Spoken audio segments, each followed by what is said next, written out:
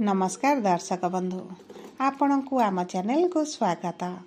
पवित्र चैत्र पूर्णिमा उपलक्षे आपण को अनेक अनेक शुभेच्छा और शुभकामना।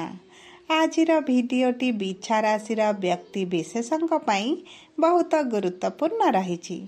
कहीं गुरुत्वपूर्ण रही आपण भिडियोटी शेष पर्यंत देखिले निश्चित भाव में जानीपारे।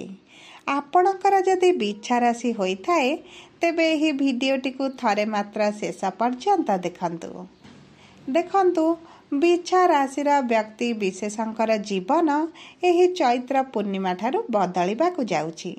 कारण प्रमुख दुईटी ग्रहंकर चलन रे बड़ परिवर्तन हेबाकु जाउछि, जहा फल रे आपणक जीवन रे मध्य बड़ परिवर्तन हेबो एवं यही परिवर्तन आपणको किछि शुभ फल देबो एवं किछि अशुभ फल देबो।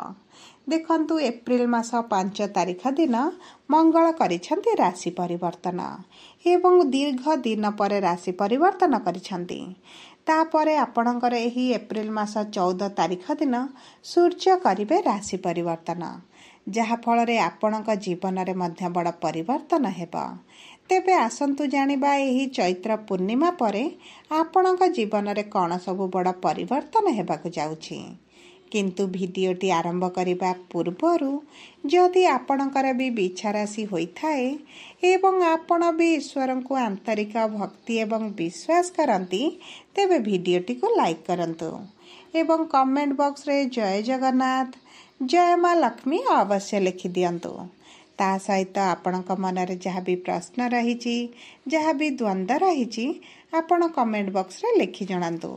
आमे आपणक प्रश्नर उत्तर देबा पाई यथा संभव प्रयास करिबु।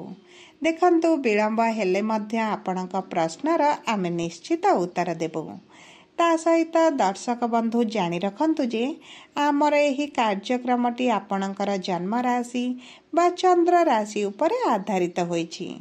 जदि आपण आपणकर जन्म राशि जानी नाहंती एवं नाम राशि को व्यवहार करी समस्त कार्य करूछंती तेबे आपण कमेंट बॉक्स रे निजर जन्म तारीख जन्म समय एवं जन्म स्थान लिखि जणांतु। आमे आपणकर जन्म राशि लग्न एवं नक्षत्र जणाई देबु, जहा आपणक पय सठिक एवं निर्भुल रहिबो एवं आपण एहाकु व्यवहार करी भविष्यत रे जेकोनसी शुभ कार्य बा मांगलिक कार्य करि परिबे। ताहले आसंतु एबे जानिबा केउ केउ बड़ परिवर्तन आसीबो एही प्रमुख दुईटी ग्रहंकर राशि परिवर्तन रे आपणक जीवन रे। देखंतु पूर्वरु आपणकर स्वास्थ्य खराब रहुतिला, आपण आर्थिक समस्या दे गति करुथिले, आपण ऋण आनिथिले किंतु ऋणटी सुझी पारु नथिले, जहा फल रे ऋणर भारटी आपणक उपरे बढ़ी चलीथिला एवं एही अर्थ को केंद्र करी आपणक परिवार रे खुशीर वातावरण नथिला। पति पत्नी मध्य रे सबु बेले कलह लागी रहुतिला, प्रेम जीवन रे समस्या देखुथिले, संतान संततिक पई आपण चिंतित रहुथिले, संतान प्राप्ति पई मध्य आपण बहुत चिंतित रहुथिले, आपण को चाकरी प्राप्ति होई पारु नथिला, शिक्षा क्षेत्र रे मध्य आपण समस्या देखुथिले, आपण मानसिक दुश्चिंता रे रहुथिले, शरीर रे पीड़ा जंत्रणा अनुभव करुथिले। तेबे एही भली जहा भी समस्या आपणक जीवन रे चालुथिला ताहा एबे दूर हेबाकु जाउछि। आपणक जीवन रे पुणी थरे खुशी फेरिबाकु जाउछि। तेबे सर्वप्रथमे आसंतु जानिबा आपणक बिछा राशि रे नवग्रहंकर स्थिति किभଳି रहिबा। देखंतु आपणकर पंचम गृह रे राहु शुक्र शनि बुध एवं सूर्य, सप्तम गृह रे देवगुरु बृहस्पति, अष्टम गृह रे मंगल एवं आपणक एकादश गृह रे केतु विराजमान करिछंती, जहा फल रे सेही गृह गुड़िकर सेमानकर प्रभाव अधिक रहिबा। किंतु देखंतु आपणकर भाग्यर गृह को मंगल एही 5 तारिख दिन गोचर करिवे एवं आपणकर षष्ठ गृह को सूर्य मध्य गोचर करिवे। आपणकर षष्ठ गृह एवं आपणक भाग्यर गृह मध्य प्रभावित हेबो। सर्वप्रथमे देखिबा आपणकर स्वास्थ्य किभଳି रहुची। देखंतु आपणकर स्वास्थ्य संपूर्ण सठिक रहिबो, कारण आपणक राशिर स्वामी मंगल आपणक भाग्यर गृह रे विराजमान करिवे, तेणु करी आपणकर स्वास्थ्य संपूर्ण सठिक रहिबो।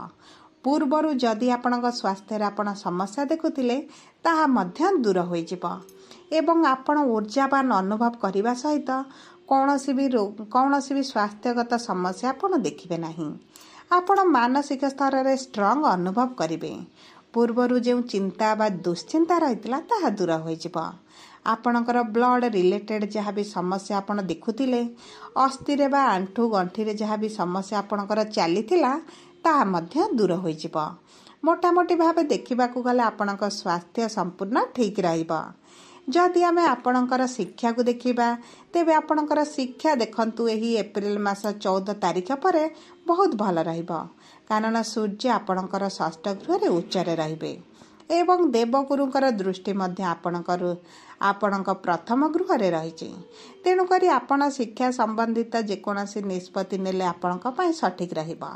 ଆପଣ ଯଦି କିଛି ଏକ୍ଜାମ ଦେଉଛନ୍ତି, ଏଣ୍ଟ୍ରାନ୍ସ ଦେଉଛନ୍ତି, ଆପଣଙ୍କୁ ସୁଫଳ ମିଳିବ।